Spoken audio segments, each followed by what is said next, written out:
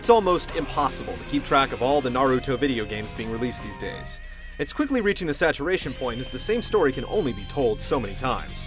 Making matters worse, many of them rarely end up on the good side of average.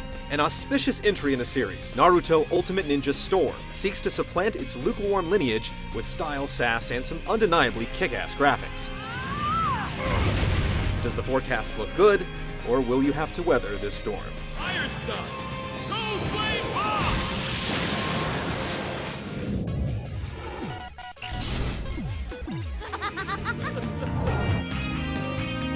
Ultimate Ninja Storm covers a whopping 135 episodes of the anime series before its credits roll.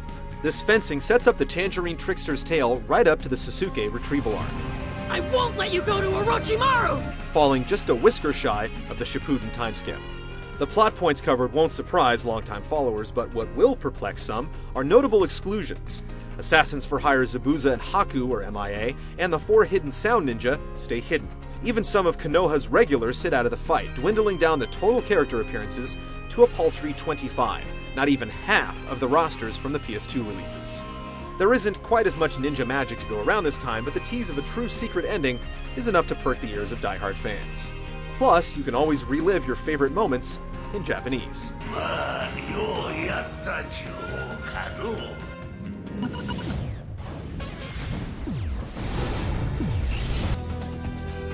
Like Ultimate Ninja 3 and Rise of a Ninja before it, Storm drops players under the verdant canopies of Konoha Village, an open-world hub suitable for some quest-taking, scroll collecting, and treasure finding when the opportunity presents itself. The world is inviting, allowing players to stretch their legs with some fancy somersaults, harrowing Naruto cannons, and breakneck sprints through the streets.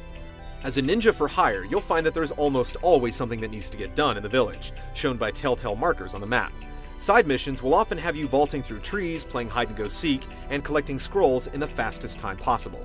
Main missions ask you to throw down in a fight with varying conditions. It's a river that the series has drifted down before, and to be frank, it's disheartening to be playing the same glorified minigames the 3rd time around. Alright! What Storm lacks in variety, it tries to make up for in bulk. There are tons of missions, and the occasional sprinkling of achievement-based accomplishments like logging in a certain amount of hours into the game. Your efforts won't go unnoticed, as you'll soon find yourself with a considerable cache of trinkets to sell, money to spend, and scrolls to trade for various items and extras. Storm is apt to let you in on just how much you've done in the game, and the new diorama feature lets you see the fruits of your labors play out in bite-sized miniature fun. The world of Naruto is scenic, but restricted. The free-roaming aspect is still only loosely so, and the missions still lack ingenuity. Your enjoyment of the game will be directly proportional to how much you enjoy collecting and completing. Outside of Ultimate Mission Mode, player matches can only be played offline, and needless to say, the village is due for some renovation.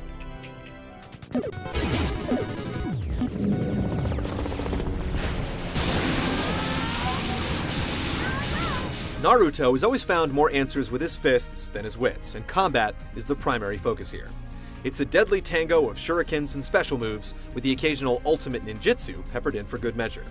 Storm retains a familiar set of fighting features, some good, some bad. Good are the substitution jutsus, split-second maneuvers that answer aggression with a poof of smoke. Bad are the combos, which could still use a bit more depth than circle, circle, circle, down plus circle. You get the idea. The giant boss battles of Ultimate Ninja 3 also return, bolstered by some God of War-style QuickTime events during the more cinematic moments of the fight. There's only about 3 in all, but at least they break up some of the monotony. And then there are the new additions, which include a questionable new camera angle, character assists a la Marvel vs. Capcom 2, and Awakening Mode, which, as the name implies, gives your character's true potential a stiff nudge and a corresponding transformation. Rack up the combos, and you'll even enter Storm Mode, setting your character ablaze to get your Samurai Showdown on.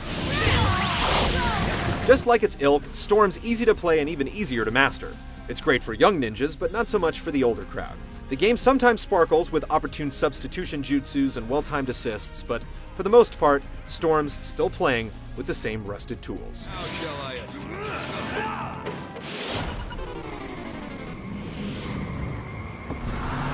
CyberConnect 2 had a lot of practice with the series' looks on the PS2, but its latest stab at the PS3 is unlike anything they've ever done before. If you're a sucker for cel-shaded graphics, it will be love at first sight. In motion, the prismatic visuals could very much pass itself off as an episode of the show, combined with its jaw-dropping animations, subtle motion blur effects, and frenetic flair for fan service. It is simply a sight to behold. The placid Konoha village is remarkably replicated, yet the background stages could use a little more diversity. Slight issues aside, Ultimate Ninja Storm is a visual knockout. No game has come closer to destroying the line between pencil and pixel than Naruto Ultimate Ninja Storm. But after the honeymoon is over, the romance doesn't last. The series is struggling for some new ideas, and this game isn't going to be the one to provide them.